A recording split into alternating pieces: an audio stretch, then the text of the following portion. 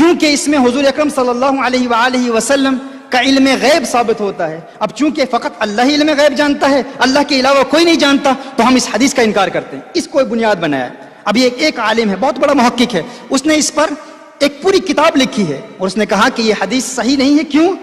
کیونکہ اس بات پر دلالت کرتی ہے کہ حضور اکرم صلی اللہ علیہ وسلم علم غیب جانتے ہیں. اب چونکہ اس کے نظریے کے مطابق حضور اکرم صلی اللہ علیہ وسلم کو اللہ نے علم غیب عطا نہیں فرمایا, تو وہ کہتا ہے ہم اس حدیث کو تسلیم نہیں کر سکتے, الیاذ باللہ.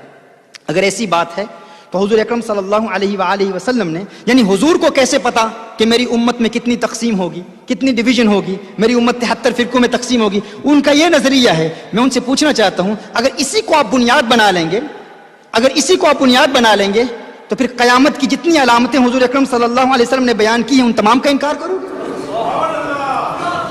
تمہارے ہی علماء نے کتنی بڑی بڑی کتابیں لکھی ہیں قیامت کی علامات پر, کیا تم ان تمام علامات قیامت کا انکار کرو گے؟ اور پھر تمہارا یہ کہنا کہ ہم اس کو بنیاد بنا کر اس حدیث کا انکار کریں گے کیونکہ تمہارے نظریے کے مطابق تم کہتے ہو فقط اللہ ہی علم غیب جانتا ہے, حضور اکرم صلی اللہ علیہ وآلہ وسلم علم غیب نہیں جانتے. کیا تم نے قرآن نہیں پڑھا؟ کیا تم نے سورہ جن نہیں پڑھی؟ اللہ ارشاد فرماتا ہے عالم الغیب فلا یظہر علی غیبہ احد الا من ارتضی من رسول.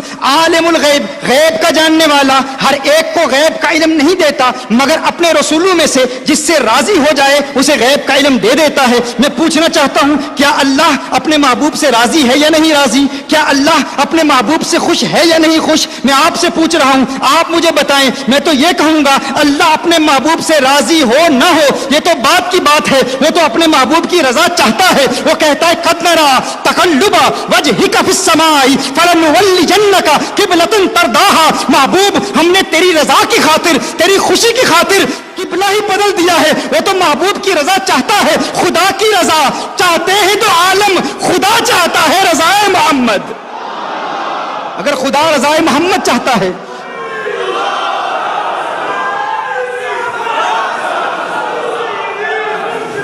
اللہ رضائے مصطفیٰ چاہتا ہے, اللہ حضور کی رضائیں چاہتا ہے, اللہ حضور کی خوشی چاہتا ہے. اور اگر خوشی چاہتا ہے, اللہ فرماتا ہے جن رسولوں سے اللہ راضی ہو جاتا ہے انہیں علم غیب دے دیتا ہے. سورہ آل عمران میں فرمایا ما کان اللہ لیطلعکم علی الغیب ولکن اللہ یجتبی من رسلہ من یشاء. اللہ ہر ایک کو غیب کی اطلاع نہیں دیتا, ہر ایک کو غیب کے علم سے آگاہ نہیں کرتا, مگر اپنے رسولوں میں سے چن لیتا ہے جسے چاہتا ہے غیب کا علم عطا کر دیتا ہے. تو کہتا ہے حضور غیب نہیں جانتے, میں کہتا ہوں تو نے قرآن پڑھائی نہیں, تو نے سورہ جن پڑھی نہیں, تو نے سورہ آل عمران پڑھی نہیں, تجھے علم ہی نہیں. اللہ قرآن میں فرمائے وما ہوا علی الغیب بدنین, یہ قرآن میں غیب مصطفیٰ کی دلیل, علم غیب مصطفیٰ کی دلیل. اللہ قرآن میں فرمائے وعلمک ما لم تکن تعلم وکان فضل اللہ علیک عظیما. میرے محبوب تیرے رب کا تجھ پر فضل عظیم ہوا, تیرے رب کا تجھ پر کرم عظیم ہوا. فضل عظیم کیا ہے,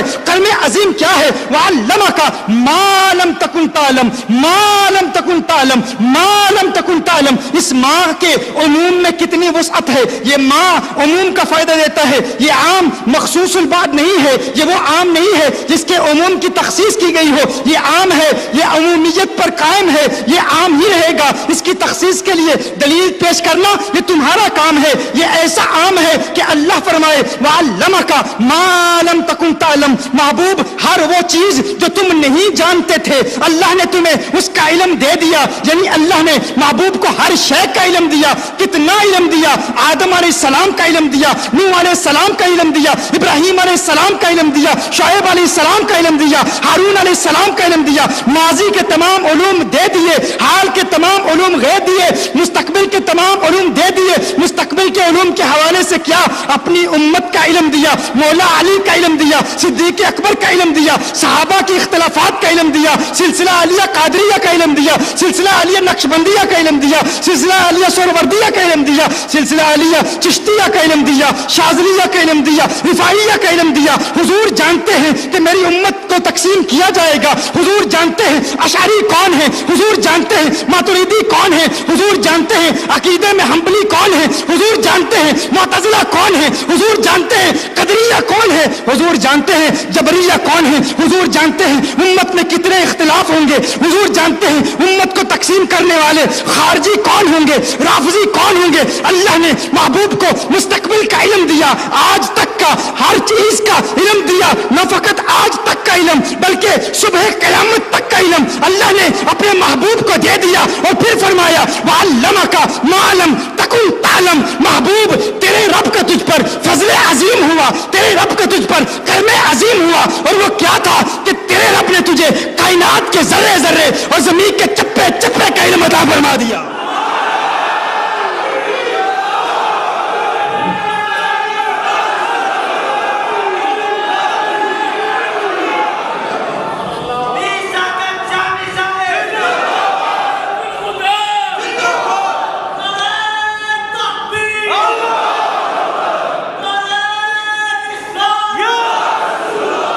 یہ تو میرے آقا کا علم ہے، وہ تو بہت بڑے ہیں، وہ تو بہت بڑے ہیں، ان کا مقام تو بہت بلند و بالا، بہت عرفہ والا۔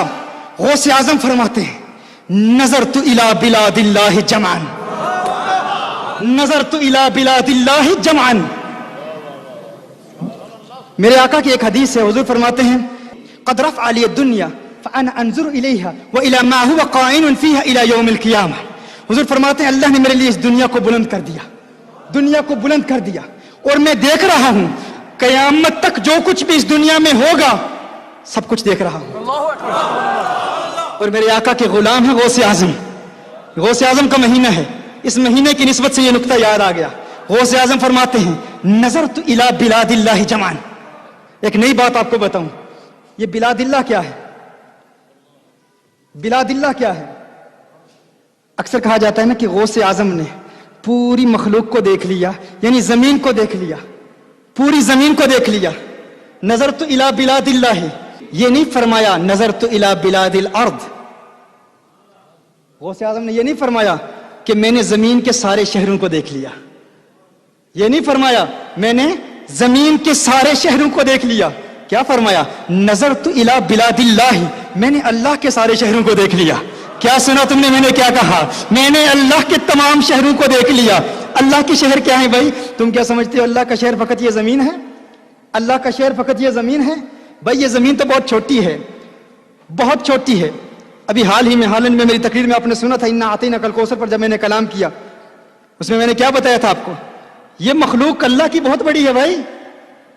ایسٹرونومی کے اسٹوڈنٹس بیٹھے ہوئے ہیں، زمین تو ایک نقطہ سیاہ ہے، ایک چھوٹی سی، ہمارا یہ جو ملکی وے ہے نا، ہماری یہ جو گیلیکسی، اس میں ایک سٹار ہے، ایک پلانٹ ہے جسے ریڈ ہائپر جائنٹ کہتے ہیں، بہت بڑا ہے وہ اتنا بڑا ہے کہ اس کے سامنے زمین بالکل ایک نقطہ سیاہ نظر آتی ہے، ایک چھوٹا سا نقطہ نظر آتی ہے۔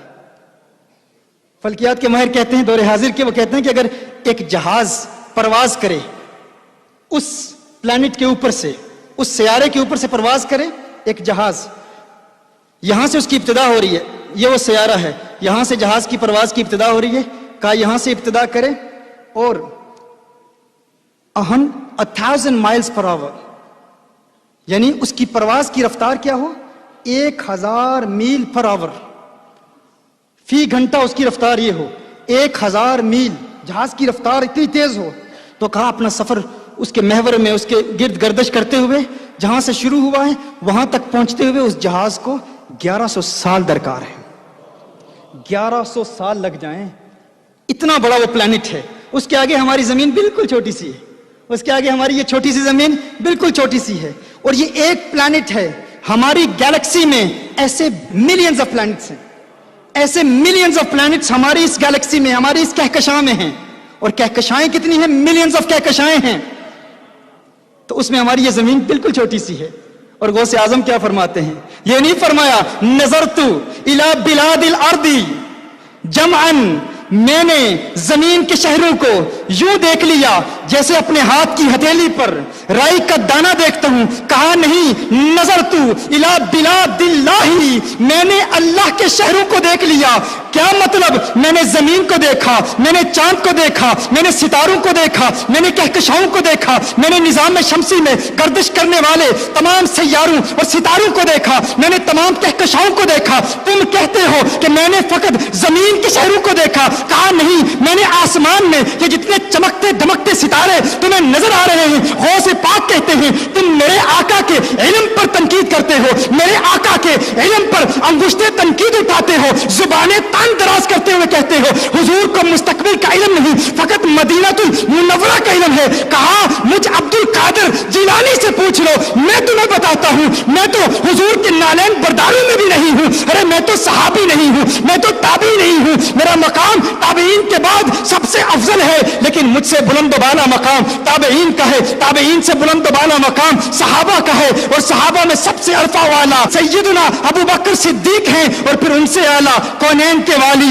خسرو خوبہ سیاح لامکا نازش ہر دو جہاں صلی اللہ علیہ وسلم کا مقام ہے. کہا میں عبد القادر جیلانی آقا کا غلام ہو کر اپنے ہاتھ کی ہتھیلی پر چاند میں جو کچھ ہو رہا ہے وہ بھی دیکھ رہا ہوں, ستاروں میں جو کچھ ہو رہا ہے وہ بھی دیکھ رہا ہوں, سیاروں میں جو کچھ ہو رہا ہے وہ بھی دیکھ رہا ہوں, کہکشاؤں میں جو کچھ ہو رہا ہے وہ بھی دیکھ رہا ہوں. تم میرے علم کو سمجھ نہیں سکتے, آقا کے علم کو کیسے سمجھو گے؟ میں کہتا ہوں یہ شان ہے خدمت گاروں کی, سردار کا عالم کیا ہوگا, یہ شان ہے ان ستاروں کی